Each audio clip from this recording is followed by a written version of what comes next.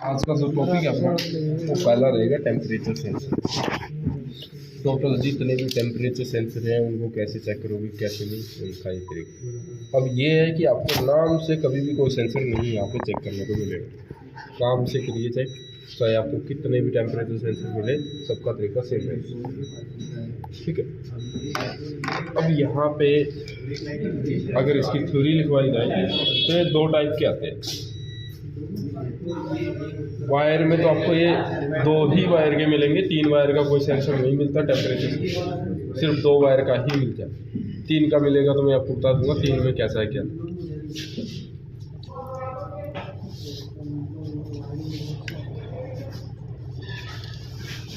देखिए पहला अपना टॉपिक है टेम्परेचर।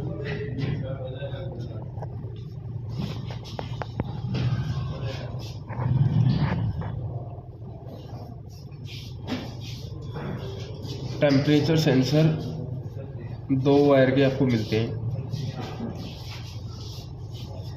ठीक है, बस इनकी कैटेगरी आती है, दो कैटेगरी में होते हैं। एक होता है पीटीसी, एक होता है एनटीसी। ठीक है, ये अगर इसके अंदर जाएं, जैसे आपने ईसीएम के अंदर देखा होगा एक ऐसा गोल सा पार्ट जिसकी दो लेग होती है, उसके ऊपर एनटीसी लिखा आता है। ठीक है, या कोई आप जो मोटर आती है पानी उठाने वाली, वो auto cut, auto of, auto on, auto of ऐसे होती है, उसमें भी ऐसे है। मतलब टेम्परेचर के अकॉर्डिंग उसको बंद चालू करने का काम टेम्परेचर सेंसर ही करता है, बस उसके अंदर ऐसा ही लगा दिया। तो ये है क्या, एनटीसी क्या है, पीटीसी क्या है, ये चीज़ें क्या होती है, वो चीज़ें बताएंगे आपको। अब देखिए, एनटीसी का मतलब है नेगेटिव टेम्परेचर कोफिशिएंट, पीटीसी का मतलब पॉजिटिव टेम्परेचर कोफिशिएंट। यानी जो टेम्परेचर बढ़ने पे अपनी वैल्यू को बढ़ाएगा वो पीटीसी कहलाएगा, और जो टेम्परेचर बढ़ने पे अपनी वैल्यू को गिरा रहा है वो एनटीसी। जैसे मान लीजिए ये टेम्परेचर का स्केल है अपना, अभी हम टेम्परेचर मान लेते हैं कोई 30 डिग्री सेल्सियस चल रहा है, थोड़ा सा इसको अगर बढ़ाएंगे तो 35 डिग्री हो जाएगा। यानी क्या हुआ है, टेम्परेचर बढ़ा है।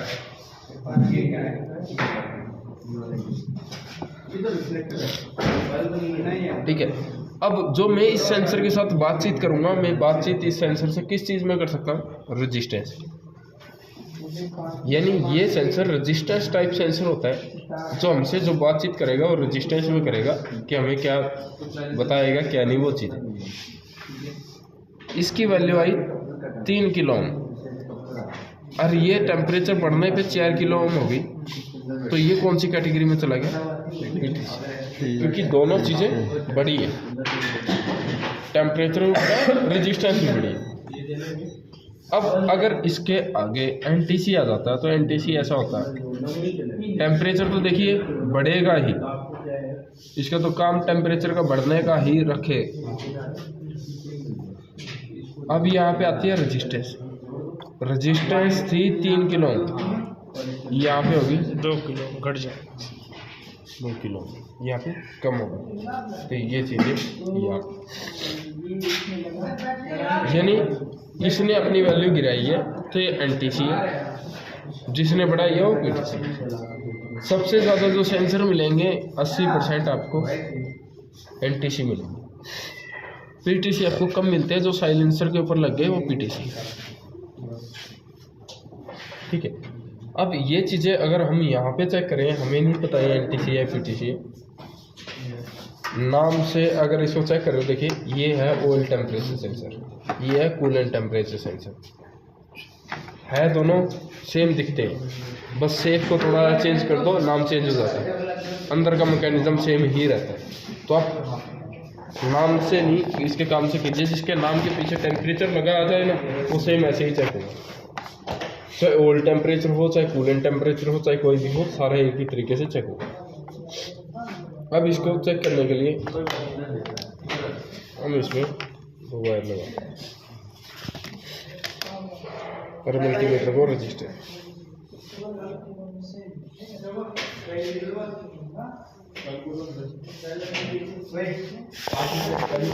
मल्टीमीटर मैं लगाई। कभी भी सेंसर की कंटिन्यूटी नहीं आनी चाहिए, कोई भी सेंसर हो उसकी कंटिन्यूटी नहीं आई।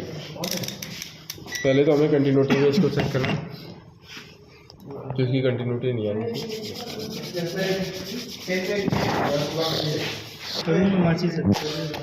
कोई ऐसे ही हम इसको गर्म कर लेंगे। अब देखिए इस पे हमने यहाँ पे इसको लगाया, देखिए कंटिन्यूटी नहीं आनी चाहिए इसकी।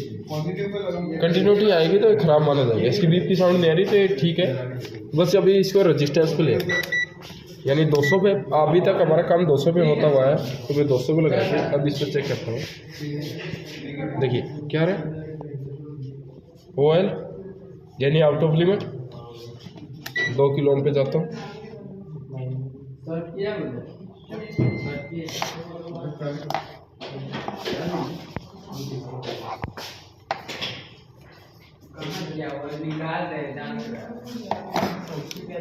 तो उधर बनेगा तब भी पावर है।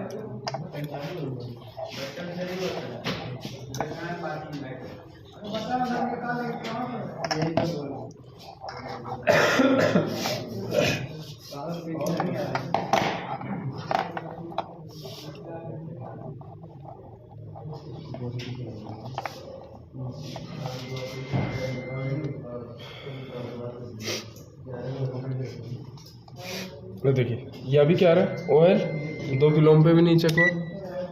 हाँ जाते हैं 200 किलो ओम पे कितना है 2.3, यानी 2200 ओम की इसकी रजिस्टेंस है, यानी 2 किलो ओम कुछ की रजिस्टेंस इसकी आ रही है। अब इसको गर्म करते हैं।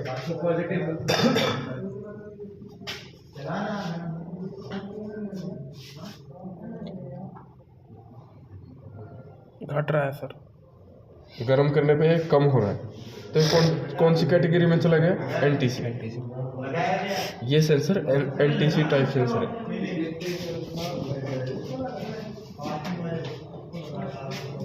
तो यहाँ से हमें ऐसे मिल जाता है कि NTC टाइप सेंसर है। घर में AC लगी है, उसमें टेम्परेचर सेंसर हो, कोई ट्रक हो, बस हो, कोई भी गाड़ी हो, सब में जो भी सेंसर मिलेंगे वो ऐसे ही आपको चेक करना है। चाहे थर्मामीटर आता हो जिसे टेम्परेचर चेक करते हैं, जो डिजिटल वाला है उसमें यही है। इसको गर्म करेंगे, रेजिस्टेंस घट गया तो ये NTC है, NTC बढ़ गया तो PTC है। देखिए ऐसा कुछ नहीं है, आप NTC PTC में इतना जोर मत दीजिए। हाँ, कम टेम्परेचर कम ज़्यादा करने पे अगर इसकी वैल्यू कम ज़्यादा हो रही है ना, तो ये सेंसर ठीक है। मैं तो यही पता बस इतना ठीक है, इतना हमें ये जानना चाहिए कि ये ठीक है या खराब है। अब ये चीज़ें आ गई। अब ये हमारे साथ बातचीत किस में कर रहा है, ओम में। कब कर रहा है, जब हमने टेबल पे रखा है इसको। अब गाड़ी पे जाने के बाद इसकी लैंग्वेज चेंज हो जाएगी। तो लैंग्वेज किस में हो जाएगी, वोल्टेज में। NTC में क्या होगा, 3 वोल्टेज है तो वोल्टेज मतलब 2 चीज़ें घटेंगी, 1 चीज़ बढ़ेगी। इसमें क्या है, तीनों चीज़ बढ़ेगी। इसमें तीनों बढ़ी, PTC में तीनों बढ़ती है। इसमें 2 घटेंगी, 1 बढ़ेगी, 1 घटेगी, 2 बढ़ेगी। वैसे इसका NTC टाइप सेंसर आता है। अब इस सेंसर को, ये सेंसर किस टाइप में है, रेजिस्टेंस टाइप। बस इतना आपको ये पता होना चाहिए, रेजिस्टेंस टाइप सेंसर। अब इस सेंसर के अकॉर्डिंग अब इसका अगर डायग्राम बनाए कि गाड़ी के ऊपर ECM कैसे इसका डायग्राम रहता है।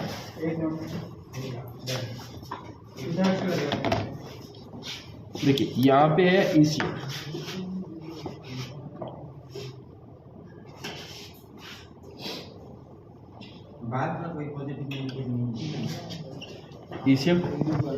ECM के अंदर एक लगी है पावर IC,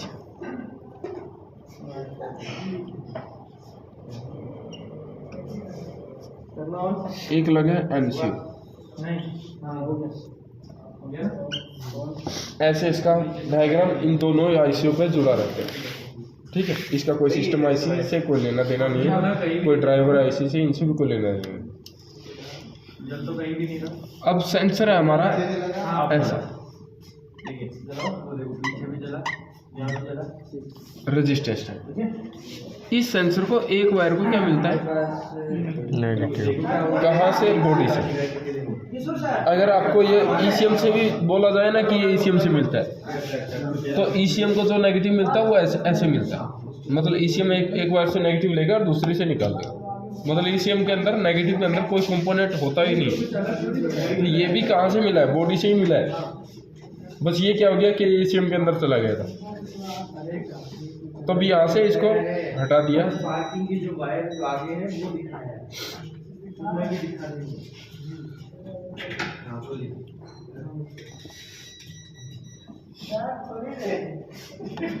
इसको क्या दे दिया? ग्राउंड। मतलब इसका नेगेटिव कहीं से भी टूट जाए आप बॉडी से दे दीजिएगा, सही हो जाएगा। दूसरी वायर इसकी क्या है? सिग्नल।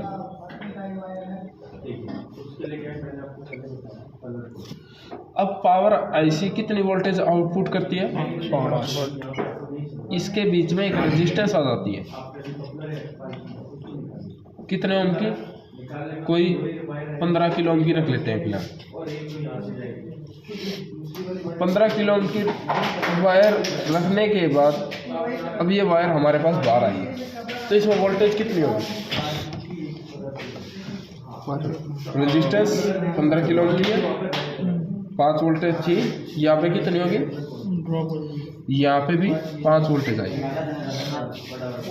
अच्छा, जो बड़ा रेजिस्टेंस इसलिए नहीं, रेजिस्टेंस जब तक काम नहीं करती जब तक सर्किट कंप्लीट ना हो। सर्किट टूटा हुआ है, ठीक है, सर्किट जुड़ा नहीं है, जुड़ेगा जब जाके काम करेगा।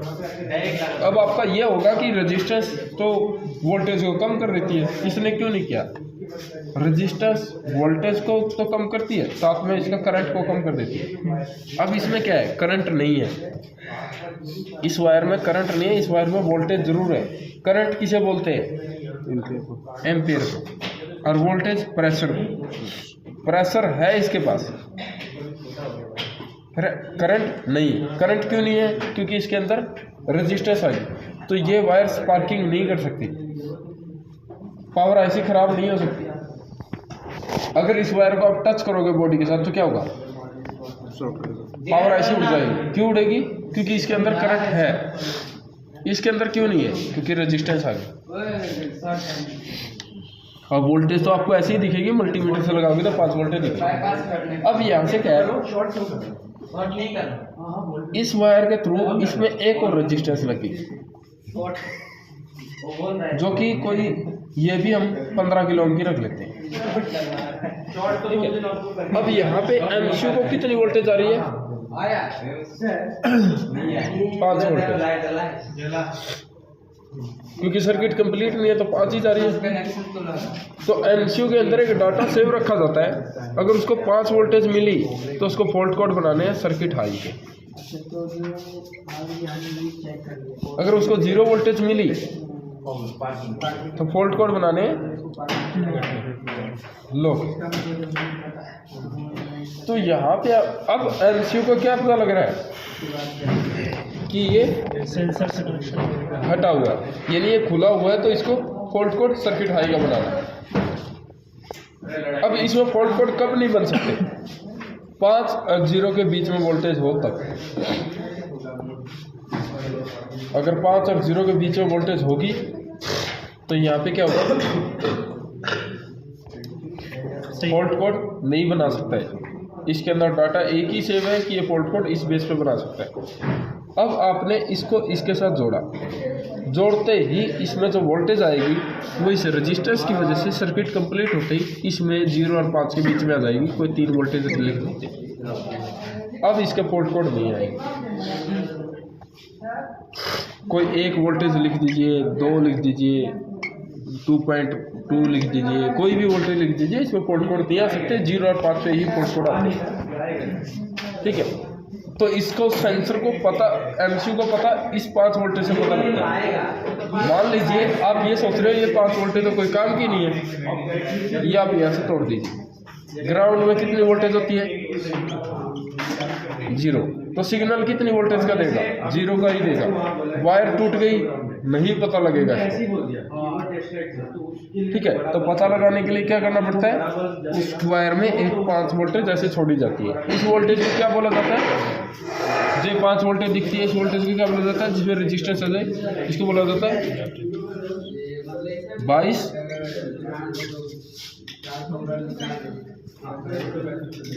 22 वोल्टेज।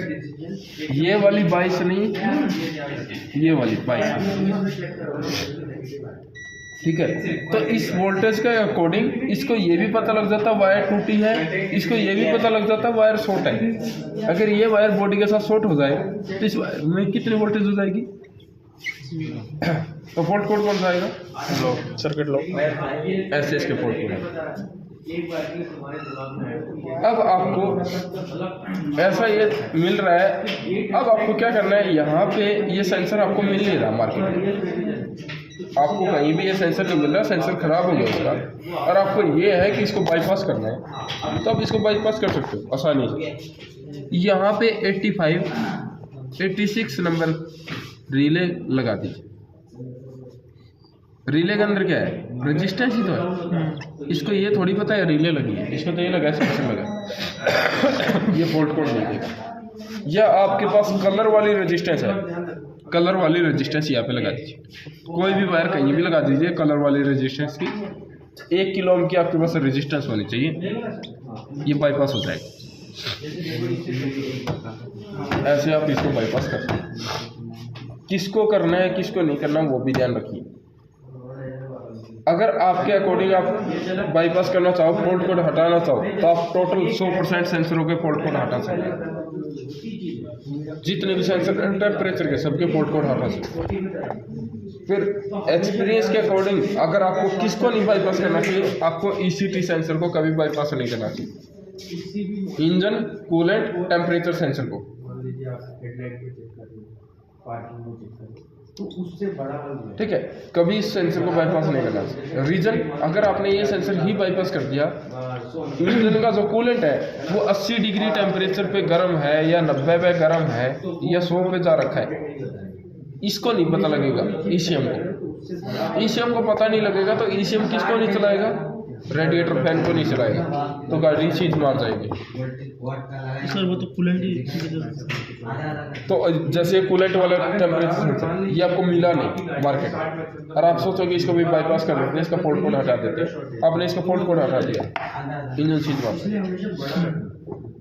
आपके पास गाड़ी आती है 2 तरह की, एक आ गई ऐसे SX, एक आ गई स्कॉर्पियो। स्कॉर्पियो में जो फैन आता है ना वो 2 तरह के फैन आते हैं, एक आता है इलेक्ट्रॉनिक, एक आता है मैकेनिकल। स्कॉर्पियो में मैकेनिकल फैन, यानी आप सेल मारोगे उसी टाइम फैन घूमना स्टार्ट कर देते, और इसमें कब घूमता है, जब टेम्परेचर बढ़ता है। तो बताएगा कौन, ECT सेंसर,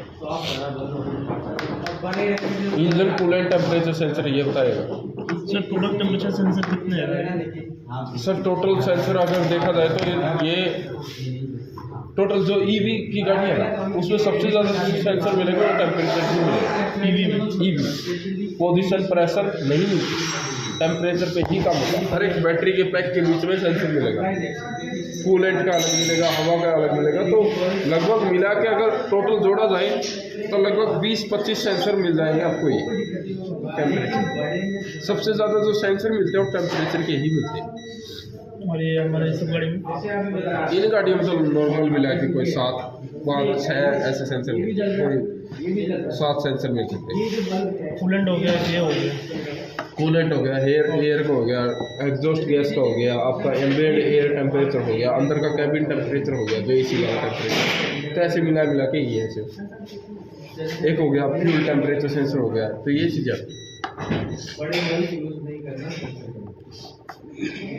तो इस चीज़ से ऐसे ये डिसाइड करता है कि कौन सा किसके साथ ऐसे जोड़े। तो ये सेंसर आ गया। अब ये सेंसर इसको सिग्नल देता है, ये सिग्नल के अकॉर्डिंग उसी चीज़ को अप्लाई करके, जैसे ये मान लीजिए ECT सेंसर है, इंजन कूलेंट टेम्परेचर सेंसर, तो इसका सिग्नल किसको है, MCU को। MCU किसको देगा, सिस्टम IC।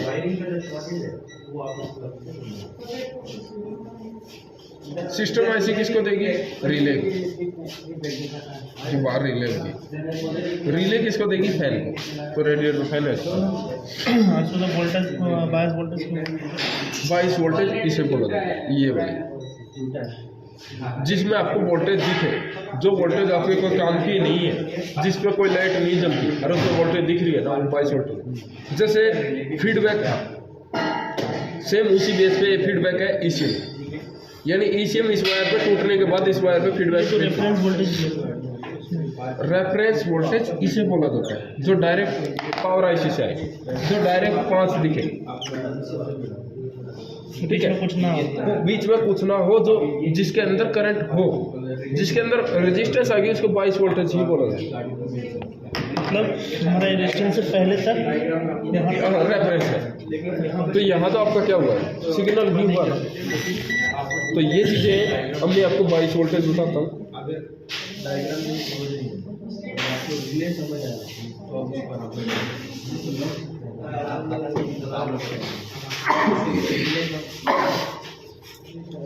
अब देखिए,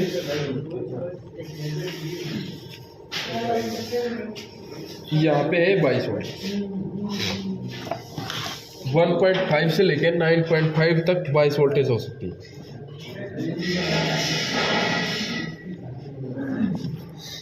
देखिए ये क्या बोल रहा है? इलेक्ट्रॉनिक सर्किट लोकेट, मतलब लोकेशन पे लगा है या नहीं लगा, उस चीज़ को सेंस करने के काम आती है ये 22 वोल्ट। ठीक है, तो ये वोल्टेज यहाँ से यहाँ तक हो सकता है। और जो ईसीएम के अंदर है, वो ईसीएम के अंदर यूज हुआ है। ठीक है, वो सारे सर्किट को यूज करता है कि कौन सा सर्किट कहाँ जुड़ा है, कहाँ नहीं। इसमें एक हमारा बॉडी से ग्राउंड आता है, हाँ, और एक हमारा सिग्नल रेफरेंस नहीं होता टेम्परेचर से। ठीक है, रेफरेंस उसको बोला जाता है जो डायरेक्ट, जिसके बीच में रेजिस्टेंस आ गई उसको रेफरेंस नहीं बोला जाता। रेफरेंस में टेस्ट लाइट जलती है। जैसे हमारे पास कोई टेस्ट लाइट है मल्टीमीटर की, मल्टीमीटर में जैसे हम कोई भी, मान लीजिए हमारे पास एक बल्ब ही है, तो इसको अगर रेफरेंस को और सिग्नल को आपको श्योर करना है ना, तो आप एक वायर यहाँ पे और एक वायर यहाँ लगाइए। ठीक है, यहाँ पे वो लाइट नहीं जलेगी जो टेस्ट लाइट, और यहाँ पे वो लाइट जल जाएगी। तो क्या होगा? ये वाली रेफरेंस है और ये वाली सिग्नल पे नहीं जलेगी, सिग्नल पे नहीं जलेगी। तो यहाँ से ऐसे आप जोड़ सकते हो कि सिग्नल कौन सा है, रेफरेंस कौन सा है। रेफरेंस वोल्टेज उसे बोला जाता है जो इंटीग्रेटेड सर्किट से होती हुई आती है। इंटीग्रेटेड सर्किट किसे बोला जाता है? आईसी की फुल फॉर्म है। ठीक है, ये इंटीग्रेटेड सर्किट से जो होती हुई आती है वो रेफरेंस वोल्टेज है। जैसे आप चार्जिंग के लिए एडाप्टर यूज करते हैं, तो जो ये एडाप्टर लगा है चार्जिंग के लिए, सिर्फ 5 वोल्टेज ही आउटपुट करता है। कोई भी मोबाइल के लिए वो 5 वोल्टेज ही निकालेगा। तो आपको अगर कोई सेंसर चेक करना है तब ये 5 वोल्टेज का यूज करना है। यानी एक एडाप्टर रखिए चार्जर वाला, उस चार्जर के सॉकेट से सेंसर को चला के देख सकते हो टेबल पे। तो ऐसे उन चीज़ों को चेक कर सकते हैं। अब ये चीज़ें आ गई। अब यहाँ पे हम जो ये डायग्राम है, इसमें हमने बाईपास करने के लिए ऐसा इस मेथड का यूज कर सकते हैं। जो रिले लगाते हैं हम लोग, 4 पिन रिले होता है। हाँ, 4 पिन रिले होता है। फिर उसमें 85 और 86 नंबर की तो पिन होती है ना, उसी को खाली करना है। उसमें कोयल होती है। ठीक है, और 87 में नहीं होती। इन दोनों को खाली छोड़ देना है। इन दोनों को छोड़ देना, क्योंकि ये स्विच है। आपको कोयल का ही यूज लेना है, मतलब आपको रेजिस्टेंस का ही यूज लेना है। आप उस चीज़ को बाईपास करें। कभी भी टेस्ट लाइट का यूज कर रहे हो, अगर आपको बाईपास करना है सेंसर, तो आपके पास 2 टेस्ट लाइट होनी चाहिए। रेफरेंस जाननी है, ठीक है, उस टाइम पे तो आपके पास क्या होना चाहिए? रेफरेंस जानने के लिए आपके पास होनी चाहिए वो वाली टेस्ट लाइट जो छोटे वाली आपको पेन वाली चेक करा। अगर आपको इस सेंसर को बाईपास करना है बिना रिले के, बिना उसके, तो एलईडी टेस्ट लाइट लगा दीजिए बाईपास। मतलब ये 2 टेस्ट लाइट होगी तो आप ये काम कर सकते हैं। मतलब कोई भी टेस्ट लाइट वेस्ट नहीं है, छोटी से लेके बड़ी लग सारी यूज आती रहेंगी जितना आप काम करते रहोगे। तो ये चीज़ें आ जाती है। अब इस सेंसर को देखिए, आपको टेबल पे नहीं चेक करना चाहिए, क्योंकि टेबल पे चेक करने के लिए टाइम बहुत ज़्यादा वेस्ट होता है। आपको डायरेक्टली गाड़ी पे ही चेक करना चाहिए इन सेंसरों को, क्योंकि आप अगर गाड़ी पे इस सेंसर को चेक कर रहे हो तो आपको निकालने की जरूरत नहीं है, इसको खोलने की जरूरत नहीं है। अगर इसको खोलोगे, जैसे मैंने ये बोला ऑयल टेम्परेचर है, इसको खोलोगे तो सारा ऑयल नीचे बह जाएगा। इसको बोला है कूलेंट टेम्परेचर है, तो सारा कूलेंट नीचे गिरेगा। तो आप पहले कूलेंट को निकालोगे, फिर इसको चेक करोगे, फिर आपको पता लगा ये सही है, फिर उसका कोई फायदा नहीं है, क्योंकि आपको ख़राब चीज़ें ढूंढनी होती है, सही चीज़ें नहीं। सही चीज़ों का तो टाइम वेस्ट होगा, तो वो चीज़ें आती है। तो हम इसको रेजिस्टेंस से चेक करेंगे? नहीं, इसको वोल्टेज पे चेक करो। गाड़ी पे जाने के बाद आपकी लैंग्वेज चेंज हो जाएगी, ये वोल्टेज पे ही बातचीत करेगा ई सिम के साथ, इसकी लैंग्वेज चेंज हो जाएगी। तो वो चीज़ें हम इस चीज़ को आपको प्रैक्टिकल करके दिखाते हैं, बाईपास करके दिखाते हैं, वो चीज़ें तो आपको। वोल्टेज तो सर हमारा 0 से 5 के बीच में रहेगा। हाँ, 5 के बीच में रहेगा। फिर जब रहना चाहिए जब सेंसर के सॉकेट में लगा हो। हाँ, अब यहाँ पे सबसे ज़्यादा फॉल्ट कोड कौन से देखने को मिलते हैं, वो चीज़ देखिएगा।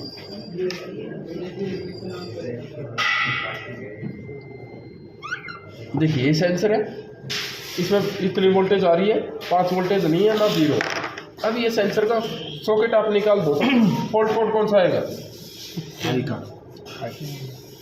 ठीक है, क्योंकि इसमें 5 वोल्टेज हो जाएगी। अब आपने यहाँ पे सिर्फ ग्राउंड की वायर लगाई और सिग्नल की वायर टूटी हुई है, तब क्यों सा आएगा? ठीक है, सेंसर का कपलर ओपन है, ये ओपन है, आपने सिग्नल की वायर लगाई और ग्राउंड की वायर टूटी है, तो कौन सा आएगा? इसमें कितनी वोल्टेज आएगी? इसमें कितनी आएगी? क्योंकि ग्राउंड तो यहाँ है ना।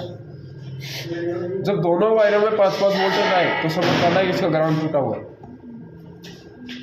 ठीक है, और दोनों में 0-0 आए तो समझ आना है कि इसमें सिग्नल वाली वायर टूटी है। तो अब इसके चांसेस, अगर ये सिग्नल वाली वायर 12 वोल्टेज से टच होती है तो क्या होगा? 0, कोई शॉर्ट सर्किट नहीं होगा, क्योंकि इसके बीच में तो फॉल्ट कोड कौन सा आएगा? क्योंकि ये 12 वोल्टेज देगा इसको। एमसीयू सिर्फ बात किसकी सुनता है? क्योंकि इसके अंदर जो प्रोग्रामिंग हो रखी है वो कितनी भी हाई वोल्टेज हो वो सिर्फ 5 ही दिखाएगा। तो फॉल्ट कोड कौन सा आएगा? हाई का। अब सर्किट लो का फॉल्ट कोड कब आ सकता है? जब ये वायर शॉर्ट हो। सर्किट लो, अगर ये सेंसर अंदर से कंटिन्यूटी दे तब भी कौन सा आएगा? सर्किट लो। तो लो के चांसेस कम है, हाई के चांसेस ज़्यादा है। तो सर जब दोनों में 5 आएगा तो उस वक्त पता कैसे लगाएंगे कौन सा वायर ग्राउंड है? कौन सा वायर ग्राउंड है? अब दोनों में आपको, जैसे इसमें ये वायर टूट गई, अब आपको दोनों में 5-5 दिख रहा है, इसमें भी 5 दिख रहा है, इसमें भी 5 दिख रहा है। अब क्या कीजिए, आप सॉकेट खोलिए यहाँ से, सॉकेट खोला, सिर्फ इसमें ही 5 दिखेगा, ये चला जाएगा। तो जिसमें चला गया वो क्या था? ग्राउंड। तो आपको पता लग गया ये ग्राउंड है, तो इसको बॉडी से लगा दीजिए। अगर आपसे गलती भी हो जाती है, आप ये सोचते हो हमने ऐसे नहीं चेक किया और हमने डायरेक्ट इसको ग्राउंड दिया, वो तो तुक्का लग गया कि सही है, लग गया, आपको से चल गया। अगर आप इसको ग्राउंड दे दोगे कोई दिक्कत नहीं है, दोनों में 0 हो जाएगा। फिर आपको पता लग गया ये ग्राउंड नहीं, ये आपका सिग्नल था, अब ग्राउंड इसको दे। ई सिम खराब नहीं हो सकता। अगर आप इस वायर को 5 वोल्टेज वाली वायर को बॉडी से भी शॉर्ट करते हो ना, तो ई सिम खराब नहीं होगा। ये सेंसर इसीलिए स्टार्टिंग में आपको कराया जाता है कि ई सिम इसकी वजह से खराब नहीं हो सकता।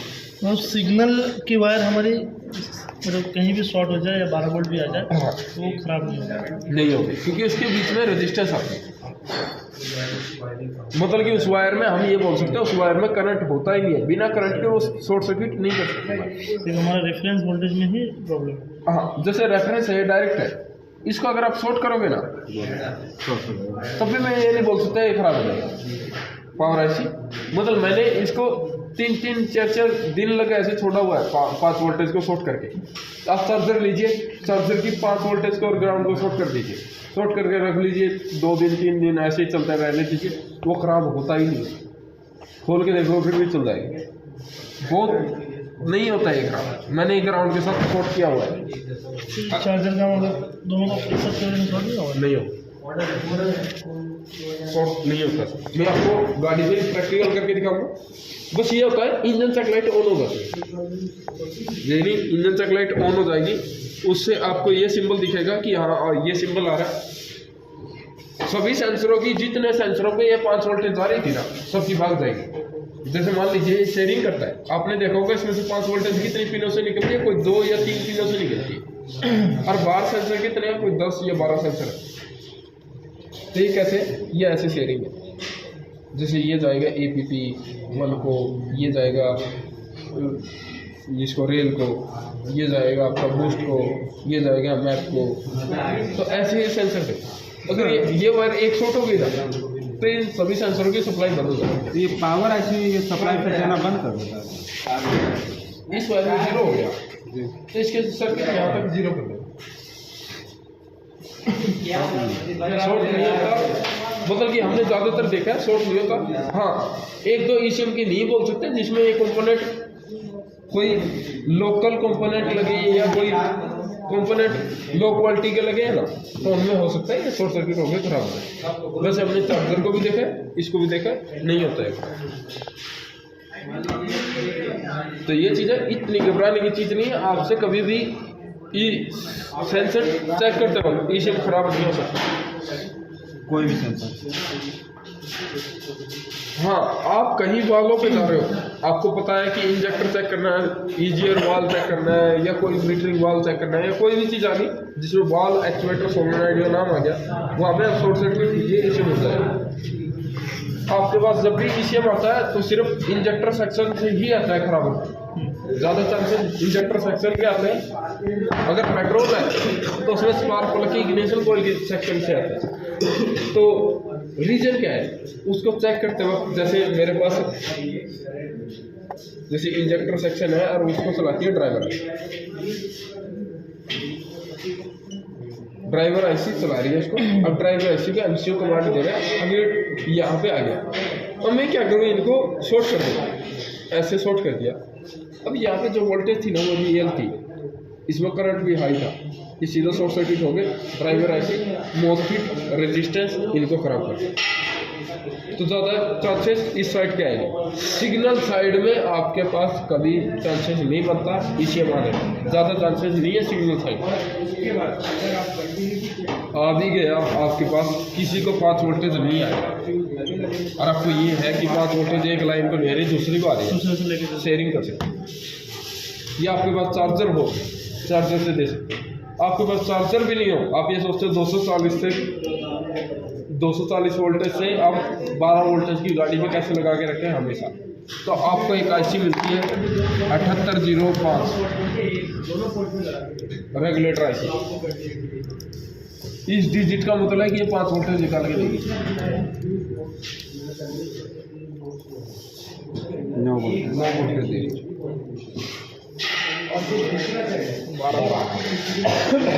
ये 7805 की ऐसी IC आती है। आपको एक 7805 की एक IC लेनी, इसमें 3 लैग होती है, एक इन है, एक आउट है, एक ग्राउंड है। इन पे 12 दोगे, 12 वोल्टेज दी, साथ में इसको करोगे नेगेटिव दिया, या IC ऑन हो जाएगी। या IC आउटपुट में कितना निकालेगी, 5। तो अकेला 5 से तो हम काम नहीं कर सकते, हमें तो क्या चाहिए, ग्राउंड भी चाहिए।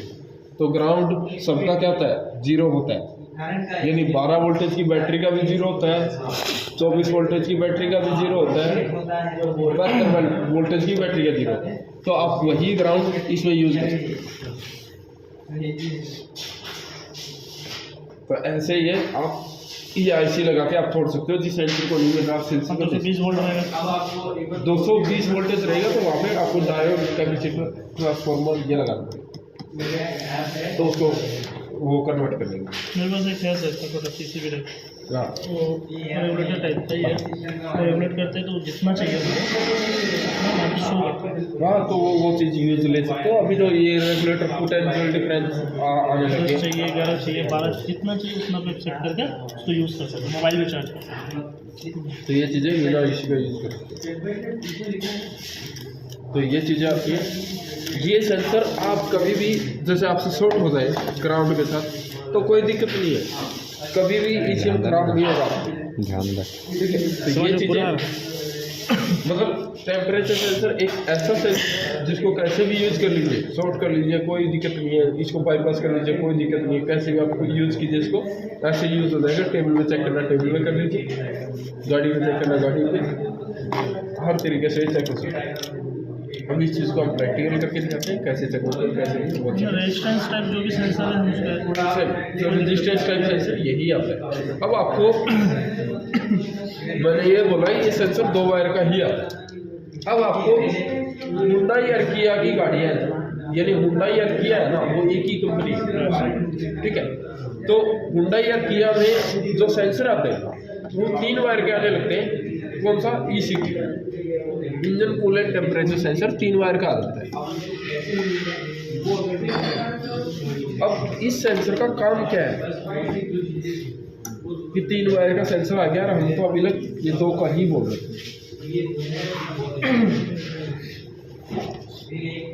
अब देखिएगा जो ECT है इसका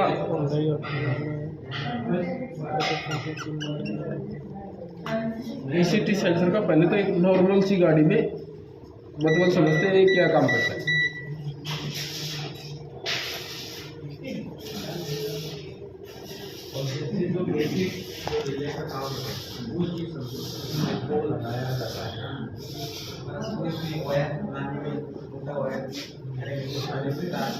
ठीक है, ये था। अब ये सिग्नल देगा ECT सेंसर किसको? ECM किसको सिग्नल देगा? MCU को सिग्नल आ गया। अब MCU किसको सिग्नल देता है इसका अप्लाई करके? जो ये ECT सेंसर, ये फैन एक तो फैन चलेगा, दूसरा मीटर में एक कांटा भी उठता है। मीटर में जो टेम्परेचर का कांटा उठता है वो इसी से उठता है। अब यहाँ से क्या है, ये गया फैन और ये कैन लो कैन हाई से किसको गया? मतलब मीटर कैन लो कैन हाई से उठता है, सिंपल वायर से नहीं होता है। मान लीजिए सेंसर खराब है तो आपको गाड़ी के अंदर थोड़ी दिखेगा। गाड़ी के अंदर तो क्या दिख रहा है? मीटर ठीक है, फैन नहीं चल रहा, बाहर आवाज़ भी नहीं सुन रही, गाड़ी सीध मार जाएगी। ठीक है, नॉर्मल गाड़ियों में ऐसा होता है, मीटर पे ही डिपेंड करते हैं हम, ओवर हीटिंग का सिग्नल मीटर पे ही देख लेते हैं। अब अगर ये बाई चांस ऐसा ख़राब हो जाए कि मीटर की नीडल बीच में रुक जाए, हॉट और कोल्ड के बीच में, आप सोचोगे नॉर्मल है, फैन चल नहीं रहा, तो क्या होगा? इंजन सीज मार जाएगा। अगर इसकी रीलें खराब होगी तो इंजन सीज मार जाएगा। ठीक है, मीटर की नीडल रुकी हुई। अब क्या होता है, वो कंपनी वाले क्या करते हैं, इस सेंसर को ऐसा रखते हैं, एक सेंसर और यहाँ पे ले आते हैं। ठीक है, अब उसमें क्या करते हैं, इसकी इस सेंसर को क्या चाहिए, और इसकी एक बार क्या है सिग्नल,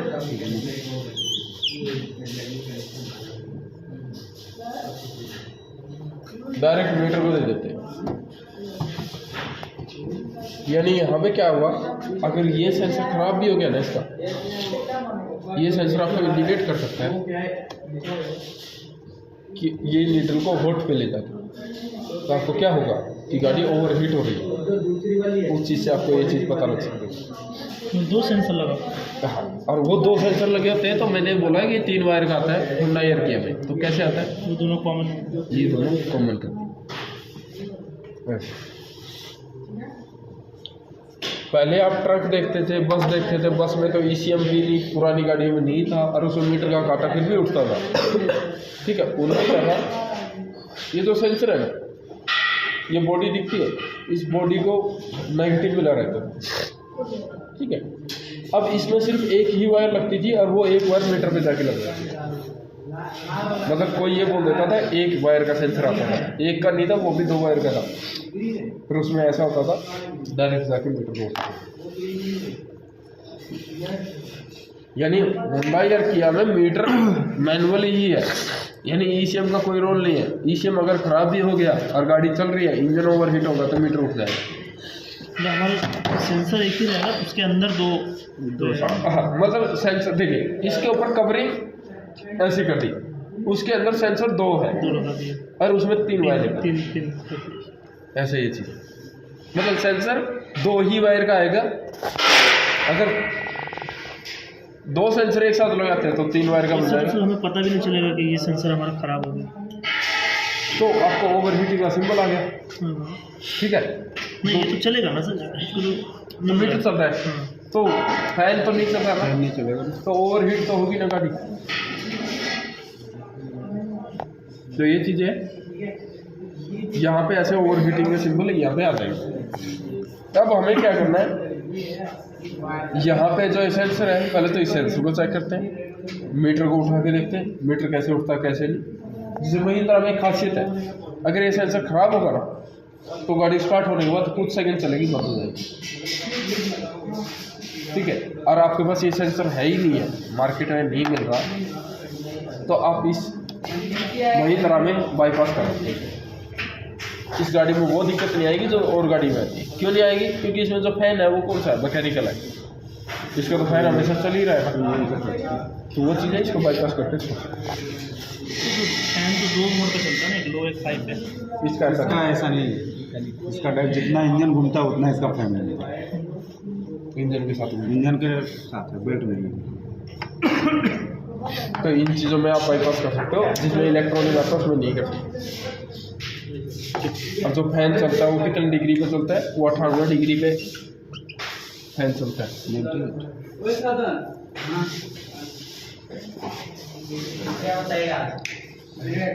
अभी सेंसर को आपको चेक करके दिखाते हैं। जाफरान के बाद एक वायर आपको श्योर करना है, एक वायर हमेशा आपकी नेगेटिव पे लगनी चाहिए। ब्लैक वाली वायर ही नेगेटिव पे होनी चाहिए, दूसरे वाली नहीं, ब्लैक वाली। अगर आपने ये लगाओगे तो रॉन्ग रीडिंग आएगी। अब यहाँ पे मैंने इसको लगाया, लगाने के बाद जो ये सेंसर आता है ये है फ्यूल टेम्परेचर सेंसर। यहाँ पे आता है इंजन कूलेंट टेम्परेचर सेंसर, ठीक है। वहाँ पे आता है एयर टेम्परेचर सेंसर जो दूसरे के साथ मिला हुआ है। अब यहाँ पे फ्यूल टेम्परेचर सेंसर की ये 2 वायर टूटी हुई है। अब आपको इसमें अगर चेक करना पड़े तो मैंने इसमें चेक किया, चाबी ऑन होनी चाहिए गाड़ी में। इसमें कितना आ रहा है? 0। इसमें कितना आ रहा है? 5। जो 0 आ रहा है वो क्या है? नेगेटिव। तो नेगेटिव को कैसे चेक करेंगे? कंटिन्यूटी आ रही है, सिग्नल वाली आएगी, कंटिन्यूटी नहीं आएगी, ठीक है। अब अगर मैं इसको चेक कर लेता ऐसे तो दोनों वायरों की कंटिन्यूटी आ जाती।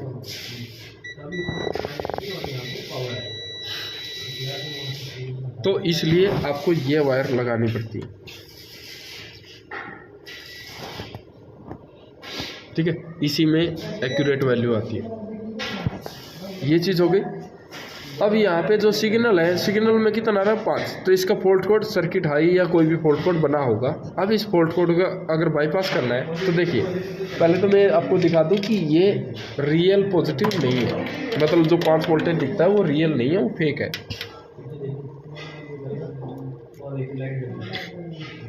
ये टेस्ट लाइट हाइलोजन बल्ब वाली है, यानी एलईडी बल्ब नहीं है। और मैं इस 5 वोल्टेज वाले पे लगाता हूँ तो ये लाइट नहीं जलेगी, ठीक है। और अगर मैं इस सेंसर पे लगाता हूँ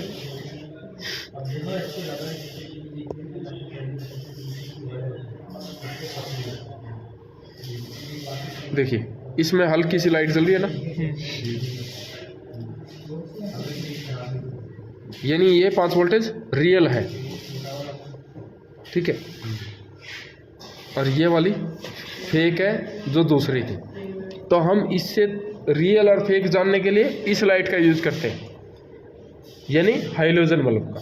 अगर सेंसर को बाईपास करना है तो हम किस लाइट का यूज़ करेंगे? LED light. तो एलईडी लाइट टेम्परेचर बताने के लिए, लेकिन उसका यूज़ क्या वो चीज़ हम भी पूछ रहे हैं। किसका? Fuel temperature. फ्यूल में टेम्परेचर मीटर, टेम्परेचर सेंसर की फ्यूल में जो डीजल है ना, डीजल अब सर्दी पड़ रही है ना, तो सर्दी में इसकी थिकनेस हाई हो जाती है, मतलब इसकी विस्कोसिटी बढ़ जाती है, गाढ़ा हो जाता है डीजल। ठीक है, तो अब क्या है, इसकी रिटर्न पाइप आपने देखा होगा सीधा टैंक से जुड़ी रहती है, टैंक में जाएगी रिटर्न लाइन, तो रिटर्न लाइन जो टैंक में गई है ना, वो जो डीजल आ रहा है वो गर्म होके आएगा टैंक से। एक बार गाड़ी स्टार्ट होने के बाद वो गर्म होके आएगा और उतना ही डीजल पतला हो जाएगा। पेट्रोल में ऐसा सिस्टम नहीं होता। ठीक है, डीजल में इसके किससे जाएगा, इंजेक्टरों से जाएगा, पंपों से जाएगा, तो इनसे गर्म होके वापसी आएगा। तो ऐसे वो डीजल के। अब यहाँ पे देखिए, मैं इस पे लगाता हूँ तो टेस्ट लाइट जल रही है, क्योंकि ये छोटी टेस्ट लाइट है, ये कम करंट पे जल जाती है, तो ये कम करंट पे ऐसे जल गई। अब यहाँ पे अगर मैं इनमें लगाऊं तो इनमें रियल और फेक को नहीं पहचान सकती। यह भी जल रही है, ये कलर दे दे, ग्रीन आ रहा है, ग्रीन आ रहा है, वहाँ पे उसका कपलर भी ग्रीन है, मोबाइल आ रही थी ग्रीन। ठीक है, तो यहाँ पे हमें रियल और फेक का नहीं पता लगेगा, दूसरी वायरों में इनमें हमें पता लग जाता है। जैसे देखिए ये लाइट यहाँ पे जल रही है, तो मुझे सिग्नल कितना देखना है, 5 और 0 के बीच में। तो मैं यहाँ पे बाईपास करने के लिए इस टेस्ट लाइट का यूज़ करता हूँ। पहले तो मैंने यहाँ पे लगाया इसको, कितना आ रहा है 5, और इस टेस्ट लाइट लगाता हूँ तो कितना आ गया 4.44 कुछ आ गया। तो यानी अब ECM नहीं पहचान सकता कि इसमें फॉल्ट है या नहीं, इसका फॉल्ट कोड चला गया। ठीक है, बाईपास हो गई। अब इसलिए आपको ऐसी लाइट भी चाहिए काम करने के लिए, ये लाइट भी चाहिए, और आपको वो नॉर्मल पेंसिल वाली भी लाइट चाहिए जो छोटी हम यूज़ करते हैं। तो दोनों लाइटें होनी चाहिए आपके पास। इससे आप कोई भी सेंसर को बाईपास कर सकते हो, किसी के सिग्नल पे ऐसे लाइट रख के। इसका कोड हट जाएगा, कोड हट जाएगा, वो कोड नहीं दिखाएगा। तो आपको ये पता लग गया यहाँ से ECM तक की वायर ठीक है, ECM भी ठीक है।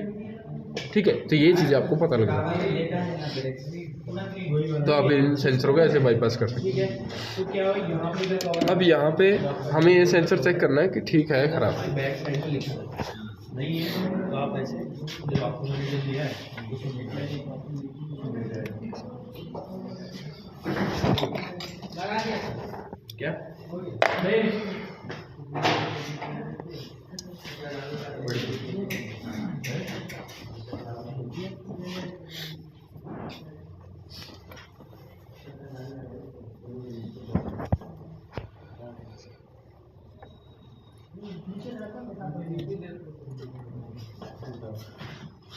कोई भी वायर किसी भी वायर में जोड़ सकते हो टेम्परेचर सेंसर में।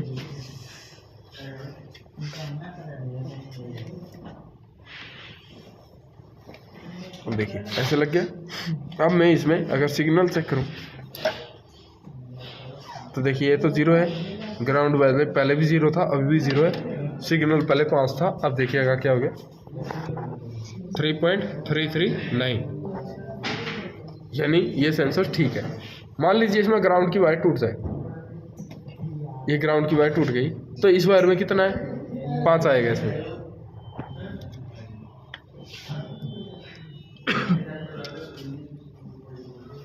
सर चाबी ऑफ कर दी क्या? चाबी ऑफ है क्या? नहीं ऑन है। एक मिनट नहीं है ऑन है। देखिए 5 है इसमें, तो इसमें देखता हूँ मैं कितनी है।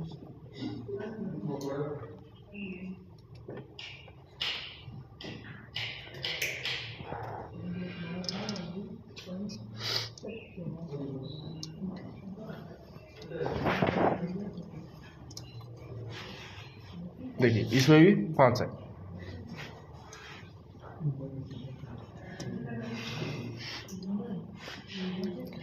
इसमें 5 आ रहा है और इसमें 5 आ रहा है। तो अभी हमें श्योर नहीं है कि कौन सा सिग्नल और कौन सा ग्राउंड है। तो अब अगर मैं इस वायर को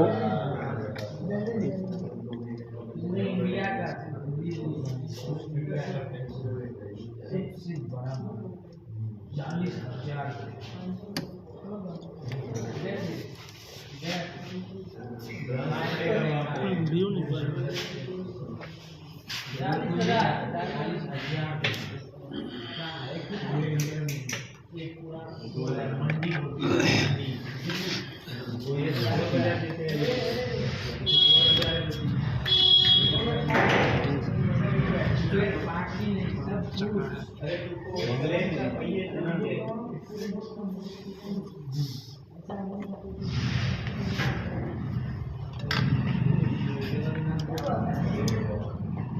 हो गया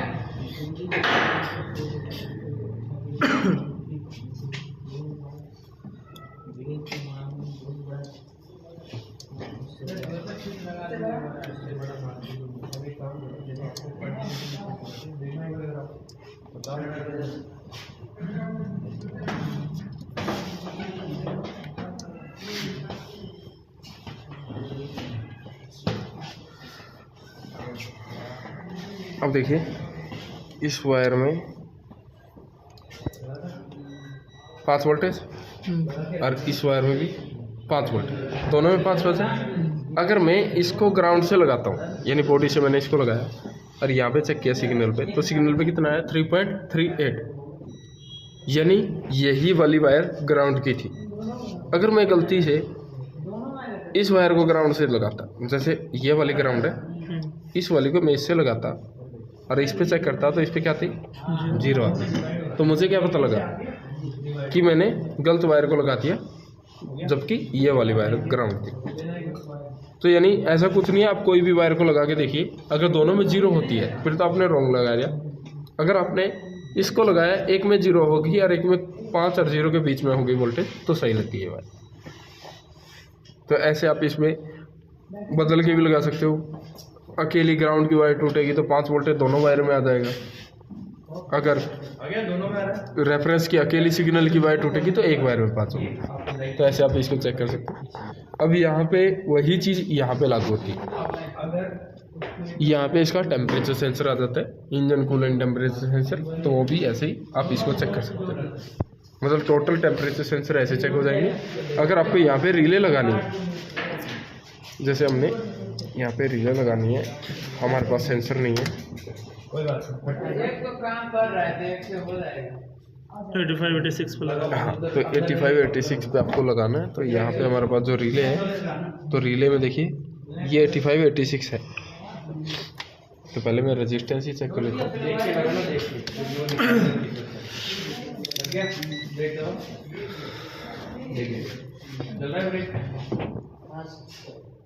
देखिए आ रही है ना 82.8। तो मैं इन दोनों ही पिनों पे इसको लगा लेता हूँ।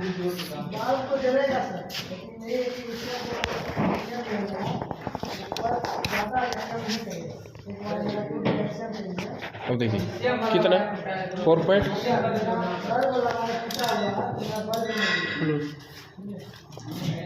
देखिए ये तो है 0, ये कितना है 0.32, तो ये नहीं बाईपास हो गया। मतलब 0 नहीं रहा, 0 कुछ वोल्टेज आया। अगर मैं इसको दोनों में टच कर देता तब आता 0। ऐसे आप इसको बाईपास कर सकते हैं। जैसे अब ये बाईपास हो गया, या तो क्या है 0 और यहाँ पे क्या है 0.32, तो यानी ये ठीक है। सेंसर हमने ऐसे बाईपास करके छोड़ दिया, अब इसका फॉल्ट कोड नहीं आ सकता। वैसे इस पे जो रेजिस्टेंस लगती है, जैसे आपने देखा होगा कोई वोल्टेज में आना चाहिए था, इसमें तो मिनी वोल्टेज में कुछ सिग्नल आ गया, तो आपके पास कलर वाली रेजिस्टेंस होनी चाहिए जब आप करते हैं। तब आपका जो सिग्नल आएगा वो 1 वोल्टेज 2 वोल्टेज ऐसे इसके बीच में रुक जाएगा। तो 1 किलो ओम तक की आप रेजिस्टेंस डाल दीजिए, सही हो जाएगा। एक बार इसको खुद से चेक करके देखो।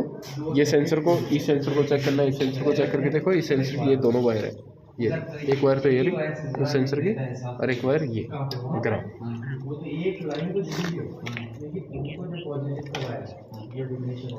लगा के देखिएगा, ये इंजन कूलेंट टेम्परेचर ये रहा।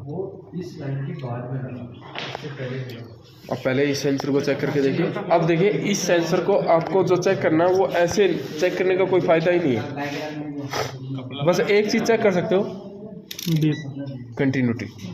शॉर्ट नहीं होगा, नहीं ये शॉर्ट नहीं है, बस अंदर से बीप की साउंड ना थी। बीप की साउंड देगा तो ख़राब माना जाएगा।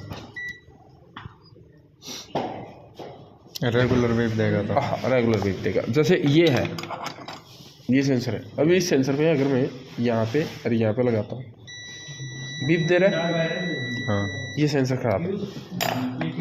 इस सेंसर पे आता हूँ, बैटरी अब यहाँ क्या है इग्निशन है, तो मैंने यहाँ पे बैटरी बनाई, यहाँ पे इग्निशन है, ये सेंसर बीप दे ही नहीं रहा, पॉजिटिव आपकी तो ये सेंसर ठीक है। कोई भी सेंसर बीप नहीं देगा, जो सेंसर बीप देगा वो खराब है। कोई भी आ गया इसमें, टेम्परेचर नहीं, कोई भी टोटल जो भी सेंसर है उसकी बीप साउंड नहीं आनी चाहिए, जिसकी बीप साउंड आएगी वो खराब है। एक बार इसको चेक करके देखो टेम्परेचर को, उसको चेक करके देखो, उस गाड़ी में चेक करना, उस गाड़ी में चेक करना। एक ही आएगा, एक वायर आएगा, एक वायर आएगा। अरे कोड़ा लगाना पहले उसका। हाँ जुदा करना फिर